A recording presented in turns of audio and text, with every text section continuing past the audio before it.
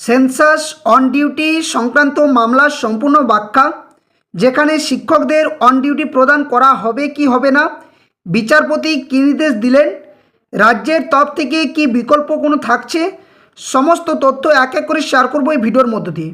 Hello friends, welcome to my YouTube channel the web education. So friends, এই মুহূর্তে আপনাদের জন্য একটা গুরুত্বপূর্ণ আপডেট এবং বিগ ব্রেকিং নিউজ। সেটা হচ্ছে সেন্সাস, যেখানে শিক্ষকদের অন ডিউটি সংক্রান্ত একটা গুরুত্বপূর্ণ মামলা কলকাতা হাইকোর্টে করা হয় এবং যেখানে শিক্ষকদের মূল দাবি যে তাদেরকে যেন অন ডিউটি প্রদান করা হয়ে থাকে রাজ্য সরকার তরফ থেকে। এবং এখানে যে মামলা, সেখানে শিক্ষকদের বিভিন্ন যে অভিযোগ সেগুলো কিন্তু উঠে আসে, যেখানে তাদের যে ছুটির দিনগুলোতেও কিন্তু সেন্সাসের ডিউটি করতে বলা হচ্ছে। এদিকে স্কুলের যে কাজ বা দায়িত্ব, পঠন পাঠনের দায়িত্ব, সেটাও কিন্তু করতে বলা হচ্ছে। তো নানান সমস্যার ভিত্তিতে কিন্তু বিভিন্ন শিক্ষকদের তরফ থেকে এই মামলাটি কলকাতা হাইকোর্টে করা হয়।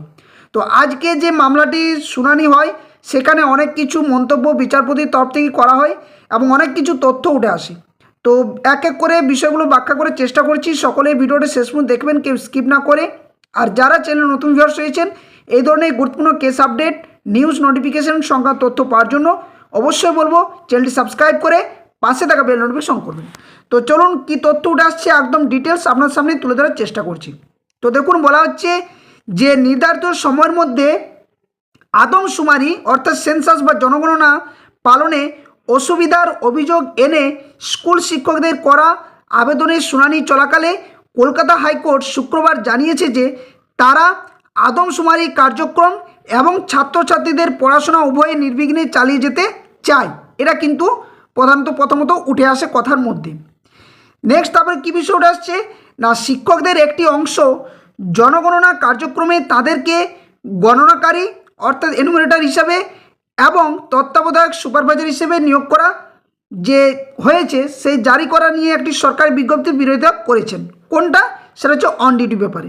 তো এখানে কলকাতা হাইকোর্টে বিচারপতি কৃষ্ণরাও মহাশয়ের সিঙ্গেল বেঞ্চে মামলাটি ঘটে, যেখানে তিনি জানান যে আদালত চায় শিক্ষকদের পড়াশোনার ক্ষতি না করে জনগণনার কাজে যেন অব্যাহত থাকে।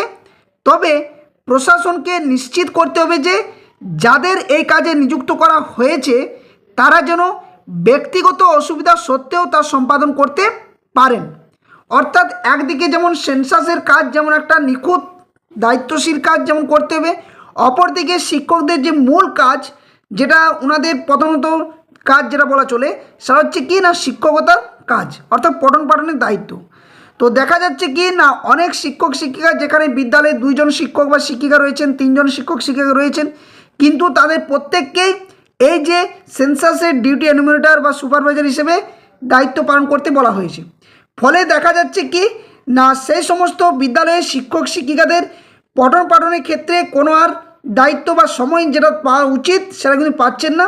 কিন্তু সরকারের তরফ থেকে এ বিষয়ে কোনো অন ডিউটি দেওয়া, অর্থাৎ যে পঠন পাঠনের ক্ষেত্রে হয়তো যাতে ব্যাঘাত না ঘটে শিক্ষকদের অন ডিউটি প্রদান করা, বা কিছু ক্ষেত্রে দেখা যাচ্ছে যে 3 জন যদি শিক্ষক শিক্ষিকা এই সেন্সাসের কাজে যুক্ত থাকে তাহলে ব্যাঘাত ঘটছে একদিকে পঠন পাঠনে, এবং 2 জন যদি শিক্ষক শিক্ষিকা যদি সেই কাজে নিযুক্ত থাকতো তাহলেও কিন্তু ব্যাপারটা একটা অন্যদিকে যেত।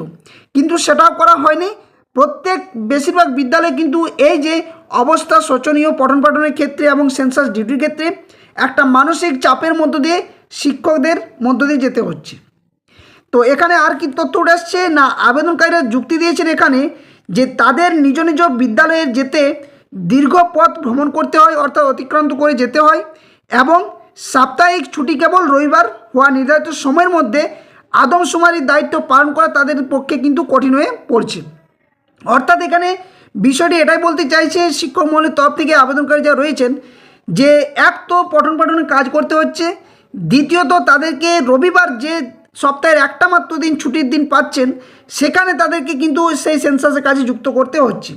ফলে একটা যে শারীরিকভাবে যে একটা নির্দিষ্ট যে ক্লান্তি সেই দূর করার যে সময়টুকু সপ্তাহের একটা দিন পায়, সেখানেও যদি এই কাজের সাথে তাদেরকে যুক্ত করে বা এই কাজে তাদের যদি রবিবারটার দিনটাও যদি তাদেরকে এই কাজে যুক্ত করা হয়, তাহলে কিন্তু তাদের মধ্যে একটা যে চাপ সেটা একটা অন্য পর্যায়ে চলে যাচ্ছে। যদি বলা হচ্ছে এখানে যদি কোনো শিক্ষক 60 বা 40 বা 60 কিলোমিটার দূর থেকে এসে প্রতিদিন সকাল 10টা থেকে বিকেল 4টা পর্যন্ত কাজ করেন এবং শুধুমাত্র রবিবার ছুটি পান, তাহলে জনগণনার জন্য পারিশ্রমিকের বিনিময়ে সেদিনও কি তারা কাজ করার প্রয়োজন আছে? আদালত কিন্তু প্রশ্ন করেছে এই বিষয়ে। অর্থাৎ বিচারপতির তরফ থেকে এটা কিন্তু জানানো হয় যে অনেক শিক্ষক শিক্ষিকা রয়েছেন যারা 40 কিলোমিটার, 60 কিলোমিটার, এমনকি 100 কিলোমিটার দূর রয়েছে, সেখান থেকে শিক্ষক শিক্ষিকারা আসছেন পঠন পাঠন করতে নিজের বিদ্যালয়ে এবং 10টা থেকে 4টা পর্যন্ত ওনারা কাজ করছেন। যে একটা দিন মাত্র সপ্তাহের ছুটির দিন পাচ্ছেন, সেখানে যদি তাদেরকে জনগণনার কাজে নিযুক্ত করা হয়, তাহলে তাদের মধ্যে একটা কি হচ্ছে যে চাপের যে সৃষ্টি সেটা কিন্তু দেখা দিচ্ছে। তো এটা নিয়েও কিন্তু আদালত প্রথমত প্রশ্ন করেন। এছাড়া কি বলা হচ্ছে, বিচারপতি রাও জানান যে যদি শিক্ষকদের সপ্তাহান্তে আদমশুমারি কাজ করতে হয়, তাহলে তিনিও শনি ও রবিবার বসার জন্য প্রধান বিচারপতির অনুমোদন চাইবেন, কারণ স্পেশাল ইন্টেনসিভ রিভিশন সম্পর্কিত মামলাসহ বেশ কয়েকটি আবেদন আদালতে বিচারাধীন রয়েছে। অর্থাৎ তিনি হাস্যকরভাবে বা যেভাবে বলুন না কেন, তিনি কিন্তু জানান যদি সরকার তরফ থেকে, রাজ্য সরকার তরফ থেকে জানানো হয় এনুমারেটরদেরকে, যারা এই কাজের সাথে যুক্ত যে সমস্ত শিক্ষক শিক্ষিকারা, তারা যদি শনিবার রবিবার এই সমস্ত দিনগুলোতে যদি তারা এনুমারেটর কাজে বা জনগণনার কাজে নিযুক্ত থাকতে পারেন, তাহলে তো অবশ্যই হাইকোর্টের বিচারপতিদেরকেও তাহলে শনিবার রবিবার বসতে হয়। এটা কি সম্ভব? তো এই নিয়েও তিনি কিন্তু প্রশ্ন করেন। তখন পশ্চিমবঙ্গ সরকারের আইনজীবী যখন জানান যে বিজ্ঞপ্তিতে স্পষ্টভাবে বলা হয়েছে আদমশুমারি কাজ এমনভাবে করতে হবে যাতে স্কুলের পড়াশুনো কার্যক্রমে কোনো ব্যাঘাত না ঘটে এবং এই কাজ ক্লাসের পরে বা সপ্তাহান্তের করা উচিত, তখন আদালতের এই পর্যবেক্ষণ তুলে ধরে এবং এই বিষয়ে তখন বিচারপতি এই যে মন্তব্যটি সেটাই তিনি কিন্তু করে বসছেন আজকে। এছাড়া কি বলা হচ্ছে না, আইনজীবীকে এখানে বলা হচ্ছে উচ্চ আদালতের আবেদনকারী শিক্ষকদের আইনজীবীকে তাদের বাসস্থান, যে বিদ্যালয়ে তারা কর্মরত আছেন এবং উভয় স্থানের মধ্যেকার দূরত্বের বিবরণ কিন্তু প্রদানের নির্দেশ কিন্তু আজকে দিয়েছেন। তাদেরকে স্কুলের সময়সূচি জানাতে এবং তাদের স্কুল শনিবার খোলা থাকে কি না তাও কিন্তু জিজ্ঞাসা করা হয়েছিল। তো এক্ষেত্রে কিন্তু যখন কেন্দ্রের প্রতিনিধিত্বকারী অতিরিক্ত সলিসিটর জেনারেল ধীরাজ ত্রিবেদী কাছে বিস্তারিত তথ্য যে হস্তান্তর সেটা কিন্তু করা হবে বলে জানানো হয়েছে রাজ্য সরকার যে শিক্ষকদের তরফ থেকে যিনি আইনজীবী রয়েছেন তিনি। বিচারপতিরাও নির্দেশ দিয়েছেন যে আগামী 18ই আগস্ট মামলাগুলোর আবারও পুনরায় কিন্তু শুনানি হবে। অর্থাৎ এখান থেকে আজকের যে শুনানি সেখানে সম্পূর্ণভাবে শুনানি হয়নি, অনেক কিছু বিষয় উঠে এসছে ঠিক আছে, কিন্তু পরবর্তী যে শুনানির তারিখ সেটা কিন্তু 18ই আগস্ট মামলাগুলো শুনানি হবে। এক্ষেত্রে আর কি বলা হচ্ছে না, আবেদনকারীদের একজনের পক্ষে সিনিয়র আইনজীবী সুবীর স্যান্যাল যুক্তি দেন যে অন্যান্য রাজ্যের আদলে একটি নির্দেশিকা প্রণয়ন করা উচিত যেখানে আদমশুমারির দায়িত্বে নিয়োজিত শিক্ষকদের সাময়িকভাবে তাদের নিয়মিত স্কুলের দায়িত্ব থেকে অব্যাহতি দেওয়া হয়। অর্থাৎ এখানে শিক্ষকদের তরফ থেকে যিনি আইনজীবী ছিলেন তিনি কিন্তু অন ডিউটি চাওয়ার যে আবেদন সেটা কিন্তু তিনি করেছেন। তো অতিরিক্ত সলিসিটর জেনারেল ধীরেশ ত্রিবেদী বলেছেন যে এর আগেও সুপ্রিম কোর্টে একই ধরনের মামলা এসেছিল যেখানে আদালত রায় দিয়েছিল যে নির্ধারিত পদ্ধতিতে কিন্তু কাজ করা সম্ভব। তিনি শিশুদের বিনামূল্যে ও বাধ্যতামূলক যে শিক্ষার অধিকার আইনের বিধানগুলোর কথাও কিন্তু উল্লেখ করে তুলেছেন। এসজি বলেন যে একটি মধ্যপন্থা খুঁজে বের করতে হবে যাতে শিক্ষকদের জীবনযাত্রা বা স্কুল শিক্ষার উপর যেমন প্রভাব না ফেলে এবং আদমশুমারির কাজটিও যেন ভালোভাবে সম্পন্ন করা যায়। এটাও কিন্তু প্রশ্নটা তুলে ধরা হয় আজকের আদালতে।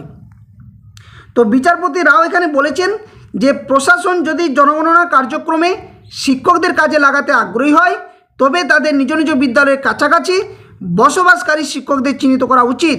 অর্থাৎ যে সমস্ত এনুমিনেটর রয়েছেন যারা এই কাজে যুক্ত, জনগণনার কাজে যে সমস্ত শিক্ষক শিক্ষিকারা, তারা যেন তাদের বিদ্যালয় এবং তাদের যে বিদ্যালয় থেকে যে স্থান থেকে ওনারা বাড়ি থেকে আসছেন সে এলাকার মধ্যে যেন দূরত্ব বেশি না থাকে এবং একটা নির্দিষ্ট কাছাকাছি জায়গার মধ্যে তাদেরকে যেন এই এনুমিনেটর কাজে নিযুক্ত করা যেন হয়। তো আদালত এখানে পর্যবেক্ষণ করেছে যে প্রশাসন এই ধরনের বিষয়গুলো বিবেচনা না করেই প্রতিটি স্কুল থেকে কিছু শিক্ষককে আদমশুমারির দায়িত্বের জন্য বেছে নিয়েছিল, যেটা কিন্তু একদম পুরোপুরি একটা ভুল দিক কিন্তু উঠে আসছে। তো এখন যেহেতু মামলাটি কলকাতা হাইকোর্টে বিচারাধীন সিঙ্গেল বেঞ্চে মামলাটি শুনানি চলছে, সেক্ষেত্রে বিচারপতি রাও জানিয়েছেন যে অবশ্যই এটা নিয়ে কতটা দূরত্বের মধ্যে শিক্ষকরা আসছেন, কত দূর থেকে, বা শনি রবিবার যে ছুটির দিন আদৌ শনিবার অন ডিউটির স্কুলের কাজে তারা নিযুক্ত থাকেন নাকি সেদিন ছুটি থাকে, এই সমস্ত প্রত্যেকটা বিষয় কিন্তু অ্যাফিডেভিট আকারে কিন্তু জমা করতে বলা হয়েছে আগামী 18 আগস্ট। এবং সেদিন কিন্তু মামলার পরবর্তী যে শুনানির দিন ধার্য করা হয়েছে এবং খুব সম্ভবত এটা একদম ডিটেলসভাবে শুনানির যে দিন সেটা কিন্তু হবে 18 আগস্ট। তো অবশ্যই পরবর্তী আপডেট আপনাদের সামনে শেয়ার করব। আজকে এইটুকুই তথ্য উঠে আসছে, যেখানে অনেক কিছু বিষয় গুরুত্বপূর্ণভাবে বিচারপতি পর্যবেক্ষণ করেছেন, মন্তব্য করেছেন এবং রাজ্য সরকারের তরফ থেকে যে স্ট্যান্ড কী রয়েছে সেটা কিন্তু জানতে চেয়েছেন। তো যাই হোক, ভিডিওটা বেশি লেন্দি করছি না, এইটুকুই ছিল আপনাদের সামনে সম্পূর্ণ যে আপডেট বা ব্যাখ্যা আজকের যে শুনানি ঘটেছে কলকাতা হাইকোর্টের সিঙ্গেল বেঞ্চে। তো পরবর্তী আপডেট পাওয়ার জন্য, এই ধরনের গুরুত্বপূর্ণ নিউজ তথ্য পাওয়ার জন্য অবশ্যই চ্যানেলের পাশে থাকবেন, চ্যানেলটি সাবস্ক্রাইব করে বেল নোটিফিকেশন করবেন। সঠিক আপডেট সঠিক সময়ে আপনার সামনে তুলে ধরার চেষ্টা করব। ধন্যবাদ, জয় হিন্দ, সকল সুস্থ থাকুন, ভালো থাকুন।